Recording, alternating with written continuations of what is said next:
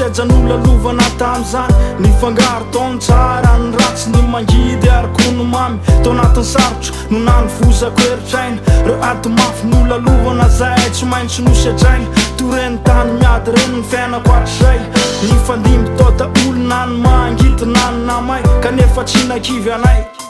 vonina tahaka ny lioana mieringerina sady masika tahaka ny masoandro isanandro zay tsy maintsy mizara azavana mibaliky zay foana ny antsika vonina ikifa foana hatramy farany rapokasy kolotsaina zay ny arany zay ny lalana napetsaka azy reo mitady animba ny fahasambarany tsy avelany tsy avelany. Just please don't say you love me,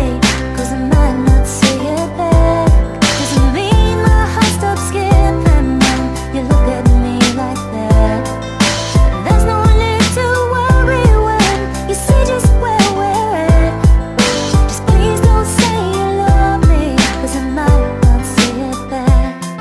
Efa impiry mo izy no nendrehana sy naratsiny nefaratramy fikasiatanana sy fandroana tamin'iny kanefa teny efiny satria natoky izy fanizanatsipika alefa amin'ny favalo teny vadika hotoraka vonika sitrodrano toy ny fafirano raha mbola tany kony tany de tsy hoverymaina reo esaky efa vitako hatram'izay sofatele Andriamanitra ray nanamby sy nanolotraina ay na de tsy mendrika aza ady e tsy nahavelany iraraka tany fa tena ery lalandava fa tsy potiky ny etsaketsaky ny tany eny akaiky fefanisy reo tomany fa tsy natao hosakany finoana fa natenana fitiavana izany no natao hovakany tsy ho voasakany. Just please don't say you love me, 'cause I might not say it back. Doesn't mean my heart stops skipping when you look at me like that. There's no need to worry when you see just where we're at. Just please don't say you love me, 'cause I might not say it back. Tsy mba zanak'olona mpanakarena izy fa zanak'olona tsotsotra fomba fiaina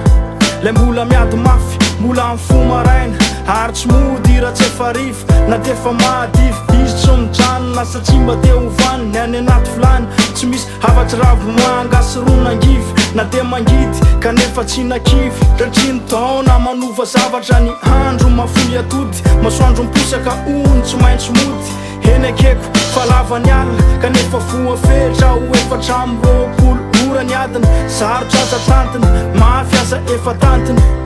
eny atongony baolina ka tsy maintsy ho fatiny eny atany mipenina ka tsy maintsy ho fatiny yeah tantiny.